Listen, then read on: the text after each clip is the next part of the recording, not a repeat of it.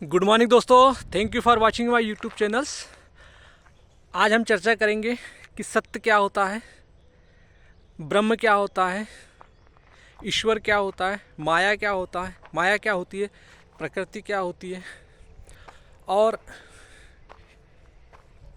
कुछ महावाक्य है जिसके बारे में हम चर्चा करेंगे कि इन महावाक्य का हमारे जीवन से क्या संबंध है। तो सबसे पहले हम समझते हैं कि जो सत्य सत्य क्या है।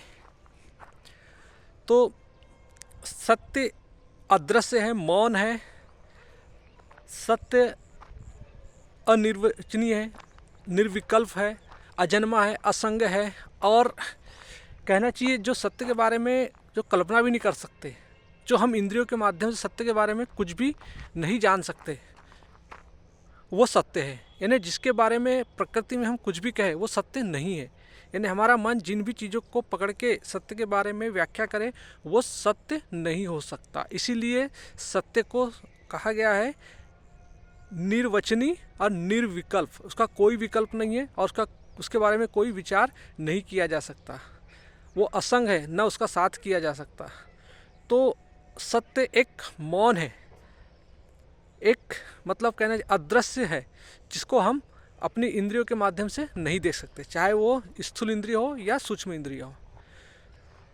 तो अब हमने समझा कि सत्य का स्वरूप क्या है, यानी सत्य को आपकी सत्य का वास्तविक स्वरूप क्या होता है। तो सत्य को हम आत्मा भी कहते हैं, और आत्मा का स्वरूप होता है प्रकाश। तो सत्य को प्रकाश के रूप में भी हम देख सकते हैं, क्योंकि आत्मा यानी सत्य के से ही आत्मा है, और आत्मा के प्रकाश में ही हम स्वयं को जान सकते हैं। यानी उसी के प्रकाश से, यानी जो सत्य का जो प्रकाश है उसी के प्रकाश से हम स्वयं को जान सकते हैं। और स्वयं को जान सकते हैं मतलब जो हमारे अंदर, यानी ये जो प्रकृति है। तो हमने समझा कि सत्य क्या है। तो सत्य है बोध है, प्रज्ञा है, प्रज्ञा के उच्चतम चेतना की स्थिति को ही हम सत्य कहते हैं। तो सत्य मतलब प्रकाश है जिसके माध्यम से इस पूरे सृष्टि को जाना जा सकता है, क्योंकि बगैर प्रकाश के आप कुछ नहीं जान सकते। तो इसीलिए सत्य को प्रकाश की उपमा दी गई, और इसीलिए सत्य को अध्यात्म भी कहा गया, क्योंकि अध्यात्म में भी कोई विषय वस्तु नहीं होती। प्रकाश भी जैसे किसी विषय वस्तु नहीं होती, जिसे देखने जाओगे तो वो आपको कहीं नहीं मिलेगा। तो ये सब जो शब्द है सत्य प्रकाश, ये आत्मा का एक उच्चतम शब्द है जिससे हम उसको संबोधित कर सकते हैं, क्योंकि ये भी अदृश्य है। आप इसको छू नहीं सकते, सिर्फ महसूस कर सकते हैं। तो सत्य एक अनुभव है जिसके आधार पर आप स्वयं की प्रज्ञा को उच्चतम, सत्य के प्रकाश में ही अपनी प्रज्ञा को उच्चतम करके उस तक पहुंचा जा सकता है। तो ये हमने समझा सत्य। अब हम समझते हैं कि प्रकृति क्या है। तो सत्य की ही जो अभिव्यक्ति है या सत्य की ही जो शक्ति है उसी को प्रकृति कहते हैं। सत्य की छाया को ही प्रकृति कहते हैं, सत्य की अभिव्यक्ति को ही प्रकृति कहते हैं, और सत्य की शक्ति को ही हम प्रकृति कहते हैं। तो अब हम समझते हैं कि जो प्रकृति है, तो प्रकृति क्या है। प्रकृति ही संसार है, और प्रकृति ही शक्ति है, प्रकृति ही देवी है, प्रकृति ही स्त्री है, यानी और प्रकृति ही माया है। तो सबसे पहले जो प्रकृति है वो माया के रूप में रहती है। तो हमने समझा कि प्रकृति माया है, प्रकृति संसार है, प्रकृति स्त्री है, प्रकृति मतलब प्रकृति शक्ति है, यानी प्रकृति इन रूपों में हमें प्रतीत होती है, परिभाषित होती है। इसलिए जो माया होती है, माया मतलब जो षट रिपु जो है, जो हमें कहीं दिखती नहीं, उसको अनिर्वचनीय कहा जा सकता है। यानी माया भी इस समष्टि में विद्यमान है, पर उसे ढूंढने, जैसे शब्द को किसी ढूंढने जाओगे तो आपको नहीं दिखेंगे। तो माया भी, क्योंकि सत्य की जो शक्ति है, सत्य की जो छाया है, वो भी अनिर्वचनीय है, पर वो शक्ति है, उसके ऊपर काबू पाया जा सकता है। काबू कैसे पाया जा सकता है? उसी आत्मा के प्रकाश में। आत्मा किसका होता है? कि सत्य का। तो आत्मा के प्रकाश में हम माया को जान सकते हैं, समझ सकते हैं, क्योंकि माया सत्य का स्वरूप नहीं है। माया सत्य की छाया है, सत्य की शक्ति है और अभिव्यक्ति है। तो हम उसको जान सकते हैं सत्य के प्रकाश में। इसलिए आत्मा का प्रकाश हमेशा हमारे पास एक संभावना है कि हम इस माया के बंधन से मुक्त हो सकते हैं।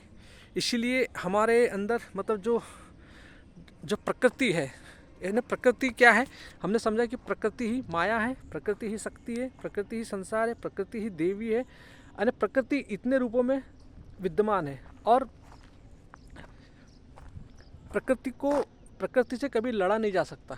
प्रकृति को समझा जाता है, क्योंकि प्रकृति किस रूप में, सूक्ष्म रूप और स्थूल और सूक्ष्म रूप में विद्यमान होती है। प्रकृति अपने आप को 3 गुणों के रूप में ही अभिव्यक्त करती है, तमोगुण, रजोगुण, सतोगुण। और इसके साथ एक ऐसा एलिमेंट होता है जो जो अहम होता है, तो इसको वृत्ति भी कहते हैं। वृत्ति ही माया है और ये 3 रूपों में अपने आप को अभिव्यक्त करती है और ये मय के साथ अपने आप को मैनिफेस्ट करती है। तो मय के साथ इस शरीर के माध्यम से मैनिफेस्ट करती है। तो प्रकृति स्थूल रूप में शरीर के माध्यम से शरीर के अंदर बैठी होती है। शरीर के कोशिकाओं में, प्रत्येक कोशिका में प्रकृति बैठी होती है। तो दूसरा ये स्थूल रूप हो गया। पशु पक्षी जीव जंतु जितने भी जो शरीर रूप जो दिखते हैं, सब में वो प्रकृति विद्यमान है। तो उसको हम मतलब इस तरीके से आत्मा के प्रकाश में हम प्रकृति को समझ सकते हैं। अब प्रकृति को हम सूक्ष्म रूप में कैसे जानते हैं? तो प्रकृति विचारों के रूप में होती है। प्रकृति मान्यता, परंपरा, कल्पना, मोह, माया, लोभ, लालच, ईर्ष्या, घृणा, द्वेष, इन सब के रूप में प्रकृति विद्यमान रहती है। तो ये सूक्ष्म होता है। तो इसको भी हम उसी सत्य के प्रकाश के माध्यम से हम समझ सकते हैं। सत्य का प्रकाश ही हमको हर चीज़, संसार की हर भौतिक वस्तु के बारे में ज्ञान देता है। दोस्तों, यदि हमारे पास सत्य का प्रकाश न रहे तो हम कैसे पहचानेंगे कि इस पदार्थ के क्या गुण होते हैं, चिड़िया के क्या गुण होते हैं, सामने रखी कुर्सी में क्या मिला हुआ है, क्या नहीं है, ये किस काम से बनी है, किस चीज़ से बनी है। तो सत्य का प्रकाश ही है जो हमारे अंदर हमारे चेतना को नर्चर करता है और हमें ज्ञान देता है। तो इसीलिए हमारे जानने वालों ने हमको जो 4 महावाक्य दिए हैं कि सबसे पहला अहम ब्रह्मास्मि, छांदोग्य उपनिषद का, ये मैं ही ब्रह्म है। दूसरा बोलते हैं तत्त्वमसि, यानी तुम वही हो, तुम वही ब्रह्म हो, जिसको तुम बाहर ढूंढने जा रहे हो, तुम वही ब्रह्म हो। तो तत्त्वमसि ये बृहदारण्यक उपनिषद का महावाक्य है। तीसरा होता है अयम आत्मा ब्रह्म, यानी यह आत्मा ही ब्रह्म है। जैसे हमने समझा था कि आत्मा किसका होता है, कि सत्य का, तो वो बोल रहे हैं कि यह आत्मा ही, अयम आत्मा ब्रह्म, यह आत्मा ही ब्रह्म है। और तैत्तिरीय उपनिषद का एक महावाक्य है जिसको बोलते हैं प्रज्ञानम ब्रह्म, यानी ये प्रज्ञा मतलब बुद्धि का उच्चतम स्वरूप ही क्या है, सत्य है, आत्मा है, यह ब्रह्म है। जिसको आप बाहर ढूंढ रहे हो तो आपको बाहर नहीं मिलेगा, आपके अंदर ही मिलेगा। तो वो अंदर कैसे मिलेगा? क्योंकि वो अंदर बैठा हुआ है। प्रकृति ने इस शरीर के अंदर पूरी प्रकृति विद्यमान है और वो उसी के अंदर बैठा है। वो किस रूप में बैठा है? वो मय रूप में विद्यमान है। लेकिन एक मय है जिसने अहम वृत्ति के साथ मिलकर आपके मन पर अज्ञानता की पूरी लेयर छा दिया है। तो ये अज्ञानता की जो लेयर होती है ये हमारी माया के कारण ही आती है। तो माया क्या है? माया एक पूरे समष्टि में व्याप्त है, यानी पूरे संसार में स्थूल और सूक्ष्म रूप में माया ही व्याप्त है। और इसी माया के कारण कहना चाहिए अज्ञानता आती है और इसी अज्ञानता के कारण भ्रम होता है, भ्रांति होती है, जिसके कारण हमें हमारे अंदर एक अविद्या उत्पन्न होती है और उसी के कारण हम जो वस्तु का कोई अस्तित्व नहीं है हम उसी के पीछे भागते हैं और दिन रात हम संसार के पीछे उन अनित्य वस्तु के लिए दिन रात दौड़ करते हैं। यही माया है। इसी के लिए इसी माया के कारण लोभ, लालच, ईर्ष्या, घृणा, द्वेष के कारण हमारे अंदर क्लेश उठता है, लड़ाई झगड़े दिन रात होते हैं। और दोस्तों ये कुछ नहीं होता है। ये माया जो होती है जैसे जैसे हमने स्थूल और सूक्ष्म रूप समझा, माया किसी भी रूप में विद्यमान हो जाती है। माया आपके अंदर, जैसे आपके परिवार में अगर माया को प्रकट होना है तो वो आपके बच्चे के रूप में, बच्चे के अंदर गुण में प्रकट हो जाएगी, माँ के रूप में हो जाएगी, चाचा के रूप में, फूफी के रूप में, काकी के रूप में, यानी किसी भी रूप में माया प्रकट हो जाएगी। तो माया एक ऐसी शक्ति है जो हम रात दिन उससे हमारे इस पदार्थ में छाई रहती है, यानी ये निरंतर प्रकृति चलती रहती है। जैसे समुद्र में जो लहरें होती है वो निरंतर उठते रहती है, उसका कोई कारण नहीं होता, बस उठती रहती है। तो वैसे ही हमारे अंदर भी जो प्रकृति है ये जो षट रिपु है, काम क्रोध लोभ मोह मद मात्सर्य, इससे जो उत्पन्न जो प्रकृति वो निरंतर लहरें मारती रहती है और हर लहरें अपने आप को मैं बोलती है। तो आपने समझा कि यदि मान के चलो आपके कभी कभी आपने देखा होगा कि आपका बच्चा से भी आपकी लड़ाई हो जाती है, माँ से लड़ाई हो जाती है, पिता से लड़ाई हो जाती है, चाचा से, फूफा से, काका से, नाना से, दादा से, दोस्त से, भाई से, पड़ोसी से, रिश्तेदार से, नेता से, डॉक्टर से, यानी किसी भी व्यक्ति से आपकी झगड़े हो जाते हैं। कारण माया का प्रभाव, और माया का प्रभाव हमेशा आता है हमारी कामनाओं से, हमारी डिजायर से। तो हमारे लिए सबसे ये होता है कि हमारे पास होती है हमारी एक समझ, सत्य का प्रकाश, जो प्रेम। हमारे पास एक ऐसा तत्व है, कृष्ण तत्व, जिसको हम बोलते हैं प्रेम पुंज। तो यदि हम अपनी ऊर्जा को, यदि हम उस सत्य के आत्मा के प्रकाश में हम अपने अंदर यदि उस आत्मा के प्रकाश का पोषण करें, यानी हम अपने सत्य को जगाए, उसको समझे निरंतर, जैसा कि हमारे शास्त्रों ने, उपनिषदों ने हमें दिया है, समझाया ऋषि मुनियों ने कि आप उस प्रकाश को पोषण कीजिए। उस प्रकाश पे उस यानी जो जो उसको बोलते हैं देवत्व, तो हमारे अंदर देव जो है उसको बढ़ाना है हमारे। तो जब देव यदि बढ़ जाते हैं, देव बढ़ना मतलब होता है कि जब हम अपनी बुद्धि को उस सत्य की ओर ले जाते हैं, तब हमारे अंदर देवत्व प्रकट होते हैं, और वो देव जो होते हैं वो प्रकाशित होते हैं, और प्रकाश होकर फिर हमारे जीवन को सत्य के निकट ले जाते हैं, और हमारी सारी ऊर्जा फिर सत्य को समर्पित हो जाती है। यानी और यदि हम इसको न करें तो हम फिर राक्षस प्रवृत्ति में चले जाते हैं, और राक्षस यानी सारी ऊर्जा हमारी वहाँ पे राक्षस प्रवृत्ति में चले जाती है। तो और इसका एक नियम होता है कि हम जहाँ इन्वेस्ट करते हैं हम वहीं जाके बस जाते हैं। तो यही होता है कारण कि हम गंदगी में जाके बस जाते हैं और वो सारी माया हमारे ऊपर छा जाती है। तो दोस्तों, आपके अंदर ही एक सत्य का प्रकाश है, जिसको प्रकाशित कीजिए, और वो प्रकाश हमेशा ज्ञान से आता है। जैसा हमने समझा कि सत्य या आप जिसको भी रूप में पूजते हैं वो सिर्फ और सिर्फ सत्य है। सत्य की अपने परिभाषा दी है, सत्य मतलब आत्मा, सत्य मतलब कृष्ण, सत्य मतलब राम, सत्य मतलब शिव, यानी जो कुछ भी है ये सत्य, जो निराकार है, निर्विकल्प है, जिसको नहीं जाना जा सकता, यही सत्य है। और ये इनका स्वरूप है, यानी ये बोध है, बोधो अहम, जैसे बोलते हैं कि बोध ही सत्य का सत्य ही है, यानी इसी के प्रकाश में हम स्वयं को जान सकते हैं, माया को जान सकते हैं। तो दोस्तों, इसलिए हमारे जानने वालों ने, भगवान बुद्ध ने हमें समझाया कि आप स्वयं को जान सकते हो, स्वयं को समझ सकते हो कि आप कौन हो, और ये महावाक्य ही आपको बताते हैं कि आपको कहीं नहीं भागना है। संत ने गा के हमें समझ, मोको कहाँ ढूंढे रे बंदे, मैं तो तोरो पास, पानी में मीन प्यासी, मोहे सुन सुन आवे हासी, आत्मज्ञान के बिना नर भटके कोई काशी कोई मथुरा। तो दोस्तों, आपने जब भी देखा होगा, जब भी आप कथाकथित बाबाओं को या कहीं भी यदि कुछ किसी का प्रवचन सुनते हैं और यदि उसमें आत्मज्ञान शब्द का कभी प्रयोग नहीं होता, तो समझ जाना है कि वो प्रवचन झूठा है, वो प्रवचन में कुछ भी मौलिकता नहीं है, वहाँ माया का प्रकोप सबसे ज़्यादा है। तो आप इसके निरंतर अभ्यास, वैराग्य और अभ्यास, वैराग्य मतलब होता है जानना, और जानने का से जो हमको अनुभूति होती है उसका अभ्यास करना। तो दोस्तों, वैराग्य और अभ्यास हमेशा साथ साथ चलते हैं। जैसे प्राण और श्वास साथ साथ चलते हैं, वैसे ही वैराग्य और अभ्यास निरंतर चलते हैं।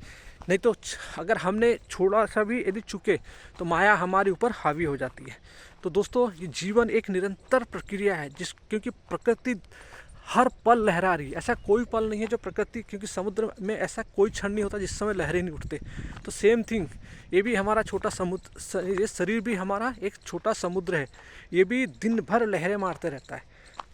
जैसे हमने लहरे का स्वरूप समझा कि तमोगुण, रजोगुण, सत्वगुण, इन तीनों रूप के आधार पे हमारा शरीर निरंतर गति करते रहता है। तो दोस्तों, हमारे पास एक है समझ, हमारा जो राम का प्रकाश हमारे अंदर बैठा हुआ है, कृष्ण का प्रकाश हमारे अंदर बैठा हुआ है, उस प्रकाश के माध्यम से आप स्वयं को जानो, उठने वाले अनुभवों को जानो। अनुभव निरंतर, अनुभव मनुष्य की एक जीवंत प्रक्रिया है, अनुभव निरंतर उठते रहते हैं। उन अनुभवों को देखो, समझो, परखो, उसके बाद ही उसको कोई अंजाम दो। अदरवाइज आपके अंदर अनुभव निरंतर उठते हैं, कल्पनाएं निरंतर आती है, मान्यता, परंपरा, ये हम आपके अंदर कई जन्मों से भरे हुए हैं हमारे सबकॉन्शियस माइंड में, और ये सबकॉन्शियस माइंड से निकलने वाले चीज़ ही आपके अंदर छाई रहती है। तो दोस्तों, इसको समझना पड़ता है, इसको उस सत्य के प्रकाश में, उस आत्मा के प्रकाश में, उस कृष्ण के प्रकाश में स्वयं को समझा जा सकता है। तो दोस्तों, निरंतर आप देखते होंगे कि यही कारण है कि हम प्रकाश की संज्ञा दी गई है, क्योंकि प्रकाश के माध्यम से, आत्मा के प्रकाश के माध्यम से स्वयं को जाना जा सकता है और इसी के आधार पे आप स्वयं को जान सकते हैं आराम से। इसके लिए थोड़ा सा तत्व ज्ञान कीजिए और हमारे उपनिषदों का साथ कीजिए। और क्योंकि सबसे जो आदमी ने माया को समझ लिया, माया एक अपने आप में कुछ नहीं, एक परिभाषित होती है, प्रतिभाषित होती है हमें। क्योंकि आप कभी भी, मैं जितने शब्दों को बोलता हूँ, काम, क्रोध, लोभ, मोह, मद, माया, इनको हम कभी पकड़ नहीं सकते। हाँ, इनके इफ़ेक्ट होते हैं, जो इनसे व्यवहार बनता है, जो हमारे को दिखता है, तो ये सब हमारे मन में, मन का प्रक्षेपण होता है और ये प्रक्षेपण ही हमारा संसार में ये होता है। तो दोस्तों, ये संसार आपका ही प्रक्षेपण है, क्योंकि सारी वस्तुएं, जैसे एक चलचित्र होता है, आप सिनेमा घर में बैठे होते हैं और एक प्रोजेक्टर लगा होता है, तो सारी फिल्म उस रील में होती है और वो प्रोजेक्ट होकर आपको आईने में दिखती है। तो सेम थिंग हमारे ऐसे ही होता है कि सारी चीज़ें हमारे मनस्पटल में होती है और वो चीज़ें जाके हमारे संसार में, संसार एक दर्पण है, एक आईना है, वो हमें दिखाता है कि यहाँ प्रोजेक्ट होता है हमारी हर चीज़। तो हमारी अभिव्यक्ति जो होती है, हमारी चेतना की जो अभिव्यक्ति संसार में होती है, हमारे मन की अभिव्यक्ति संसार में होती है। तो दोस्तों, यदि हम अपने इस प्रकाश को एक समझ बढ़ाए और निरंतर समझे, तो हम अपने इस माया को समझ सकते हैं, माया के बंधन से मुक्त हो सकते हैं और ये संभव है। इसीलिए भगवान बुद्ध ने भी हमें समझाया और उसके लिए आर्य सत्य दिया, पतंजलि ने भी हमें अष्टांग मार्ग दिया। बस इसके लिए निरंतर अभ्यास और वैराग्य चाहिए। जिसके अंदर अभ्यास, निरंतर वैराग्य है, तो वो व्यक्ति आराम से मुक्ति को पा सकता है। इसीलिए दोस्तों, आचार्य प्रशांत जी हमेशा कहते हैं कि जब उनसे कुछ पूछा जाता है कि कौन है, तो कहते हैं आत्मा हमारी जाति है, जाति हमारी आत्मा है, और ब्रह्म हमारा गोत्र है, और सत्य हमारे पिता है, और धर्म हमारा मुक्ति है। तो दोस्तों, आत्मा, ब्रह्म, सत्य और धर्म, इन चारों चीज़ों का संबंध हमारे साथ क्या होता है? यदि हम वास्तविक रूप से देखा जाए तो हमारे साथ ये संबंध होता है कि आत्मा हमारी जाति है, ब्रह्म हमारा गोत्र है, सत्य हमारे पिता है और धर्म हमारा मुक्ति है। क्योंकि दोस्तों, हम धर्म मतलब हम बंधन में पैदा होते हैं, यानी माया के प्रभाव से ही हमारे अंदर हम जीव पैदा होते हैं। इसीलिए हमें इस बंधनों से मुक्ति चाहिए। इसलिए हमें धर्म ऐसा चाहिए जो हमें सत्य की ओर ले जाए। और गोत्र हमारा जो सत्य हमारे पिता है, क्योंकि उन्हीं के प्रकाश से हमें रोशनी मिलती है, जिससे हम माया को समझ सकते हैं। और सत्य और जो कहना चाहिए, जो आत्मा है, आत्मा ही सत्य का रूप है, जो हमारी सब के अंदर वो सेल्फ मौजूद है, जो मैं मौजूद है। और गोत्र, हम सभी एक गोत्र से बिलोंग करते हैं, हम सबका सब एक ही गोत्र है, जिसको हम ब्रह्म बोलते हैं, यानी इसी ब्रह्म की उत्पत्ति है। तो दोस्तों, इस प्रकार से हमारा वास्तविक स्वरूप ये है। अब हम जिस तल पे जीते हैं, कल्पनाओं के तल पे और पारिभाषिक तल पे, कल्पनाओं के तल पे, व्यवहारिक तल पे और पारमार्थिक तल पे। तो कल्पनाओं के तल पे हमारी और व्यवहारिक तल पे हमारी ज़िंदगी यही है। तो दोस्तों, आपके अंदर जो प्रकाश है, उसके माध्यम से आप स्वयं को समझो, माया को समझो, सत्य को समझो। ईश्वर भी वही है जो कहना चाहिए, इस प्रकृति को ही आप ईश्वर कह सकते हैं। प्रकृति यानी ही ईश्वर होता है, क्योंकि ईश्वर को ही आप बोलते हैं कि ईश्वर ने हमें बनाया। तो ईश्वर मतलब प्रकृति है, प्रकृति ही आपको बनाती है। आपका शरीर प्रकृति से ही उठता है, प्रकृति के ही 5 तत्व, मूलभूत फंडामेंटल तत्व है, उनसे ही आपका शरीर उठता है। तो ईश्वर को ही प्रकृति आप कह सकते हैं।